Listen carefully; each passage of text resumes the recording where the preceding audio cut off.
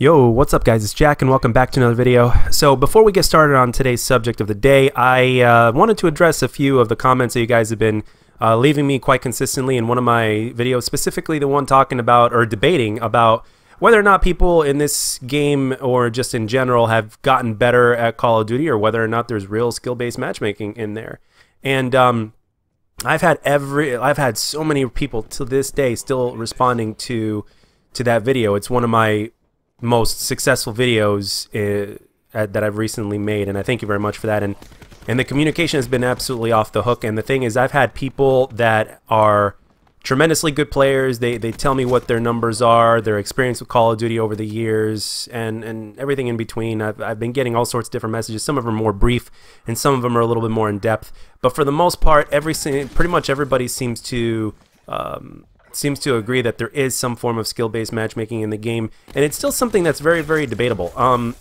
The thing is, like, some people argue, like, for instance, how can there be skill-based matchmaking in this game, you know, when you can find matches really, really fast, and it's like, you know, if there was skill-based matchmaking, it would take a hell of a lot longer. Well, yes, that is true, then that does make sense, but at the same time, is it true? Because in Black Ops 3, to find a match, especially if a couple people backed out of the lobby, it took a hell of a lot longer, but no skill-based matchmaking in that game, unless it was unless it was a lighter form of skill-based matchmaking, so to speak. Oh, and by the way, for those of you guys that are having a problem with the time to kill, and if you really want to know just how delayed things are in this game when you play online as compared to offline, if you haven't done this already, go play with bots real quick. Set up some bots, right? The health is going to be 150, and the thing is, play with bots and you will see that there is hardly any noticeable difference, if not at all, no noticeable difference in the time to kill from other Call of Duties. Now obviously it's normal for there to be a slight bit of a delay when you go online as compared to LAN, because obviously, like Karma himself said, the best version of Call of Duty you could play is on LAN, and he's absolutely right. So the best way you can get a flavor of that without actually hooking a LAN up together and playing with real people is to play with bots. So the thing is, that will give you just an idea just how inconsistent everything could be, because like with this game, as you guys know, your bullets get hit on target and then all of a sudden it's like the bullets don't do anything. That's why I don't play that much with slow firing weapons in this game, because everything is so delayed, and to kind of try to counter that, I use faster weapons. Like, that's why the Maddox is so good. I have a feeling that the Maddox has been, like, I don't know, maybe it's been nerfed secretly. I don't know. There's just something about it. It just doesn't. It just feels like sometimes it just feels like a marshmallow shooter. But anyway, but yeah, I definitely feel your pain in terms of the quote-unquote skill-based matchmaking debate. It's one of the most controversial subjects, and we're debating right now whether it's a myth or whether it's a thing. But with my personal experience, I can tell you that I side with the fact that there is some form of skill-based matchmaking in this game. I could go in depth about that, but that's another video. But I want to get over to the subject way before this video is over, because that's what this video is about. So let's get into it. So right now, we basically need to start treating Call of Duty like Sharknado. We can't go into a movie like Sharknado and expect it to be good. As a matter of fact, if there is any expectations we can have of Sharknado, is that we can expect it to be so bad and so crazy that it's good. You know, it's one of those it's one of those movies to where you get together with a whole bunch of your friends or whatnot, and you get together, you throw a party, and you have that shit playing in the background, and you're laughing your ass off, and you're just like, oh, this shit's so crazy, but it's fun as fuck. We could watch this shit all day as long as we don't pay too much attention and take this shit seriously. And you know what? We need to start doing that with Call of Duty. We need to seriously lower our expectations, because I understand why we have the expectations, right? I mean, because back in the day, Call of Duty used to be overall better in terms of quality than it is today. Okay, let's just say for respect's sake, and for me trying to be nice here and respectful to both sides of the fence, let's just say that Call of Duty was a lot more consistent back in the day than it is now, right? So it was normal for there to be expectations, and actually, quite frankly, expectations were a thing that was, you know, it's quite frankly something to be expected, so to speak. But as of right now, in terms of the way, it's like, for instance, I made a video way back when talking about, oh, what if Treyarch fucks up? And to a lot of people's eyes, Treyarch has fucked up. And right now, people are so split between this game. Like, some people think it's great, some people think it sucks, and some people just have a love-hate relationship with the game, like myself. I have a love-hate relationship with the game at this point.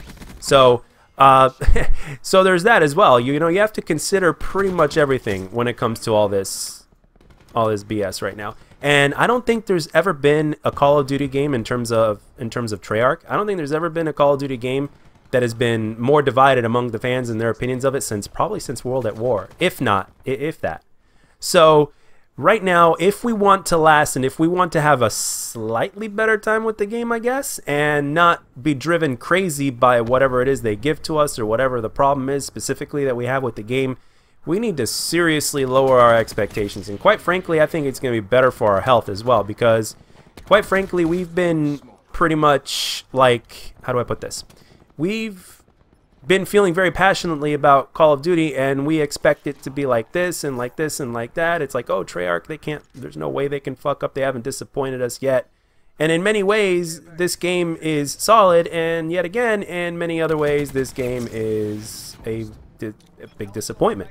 So, and a lot of it has to do, in my opinion, a lot of it has to do with consistencies. Some people care a little bit more about specific subjects. So, again, that's not exactly what this video is completely about, but I could definitely see where every argument comes from. Whenever somebody leaves something in the comment section in one of my videos talking about their pleasure or displeasure with the game, I could say that I nod my head to every single one of them. I agree with every single one of them, because it just goes to show you right there exactly what I've been talking about. And that is the fact that this game is not that consistent. If it was more consistent, whether it was for the better or for the worst, I could tell you right now that everybody would be a little bit more agreeable in the comment section. But a lot of people in general just have different opinions about this game and different experiences about this game, simply because of the fact that everybody's experience is like so different and so inconsistent with this game. Inconsistency is the biggest problem that this game is having right now, in my opinion, or one of the biggest problems.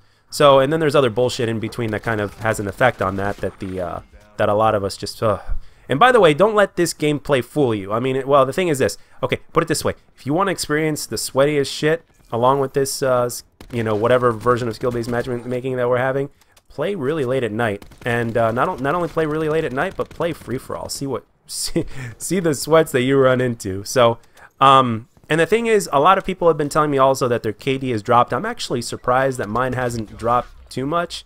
On Xbox, I'm about in this game. I'm about a 1.2 and 1.2 or 1. Anywhere from a 1.2 to 1.3. On PlayStation, I'm at a 1.9, I think, or something like that. So it's about the same. But yeah, I'm actually surprised that my stats in terms of how well I play haven't really changed all that much from previous Call of Duties. I'm anywhere from a 2 to 3 KD player, depending on what flavor of Call of Duty is presented to me. Except for Modern Warfare Remastered, that game is just way too campy and yeah. But anyway, but for the most part, that's basically where I lie, and basically you know, you guys know how I like to play. I like to fucking run around, and I don't like to sit still very much. So, but I could definitely, like I said in previously, there are so many signs to point to SBMM, and you can tell just by how people are playing as well. And the thing is, you're just not running into a lot of casuals anymore. This game wasn't as built for casuals. Let's just be realistic. But we need to lower our expectations, or we're going to drive ourselves fucking crazy over a video game, which is not something that we should do. If you're going to drive yourself crazy over something, it might as well be something worth driving yourself crazy over. Like for instance, if you have a kid, and if your kid is driving you crazy because they just have so much energy and you need to run around, and then you got to do it because you got to be a good parent and all that kind of stuff, and you got to keep up with your kid and spend all your energy, by all means, that is worth it. That is the best investment you can make with your time right there, is spending time with your kid, no matter how much you have to chase them around or all that kind of stuff.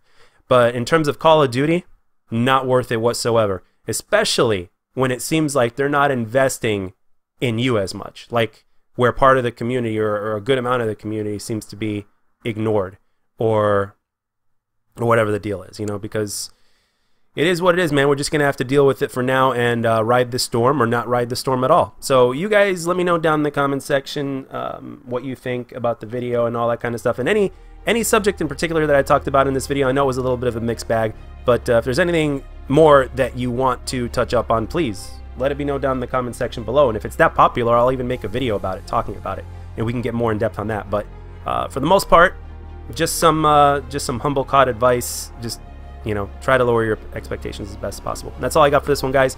I hope you enjoyed the gameplay and the commentary, and if you did, let me know. And if you didn't, let me know what I can do to make my videos better. And I'll catch you guys on the next one.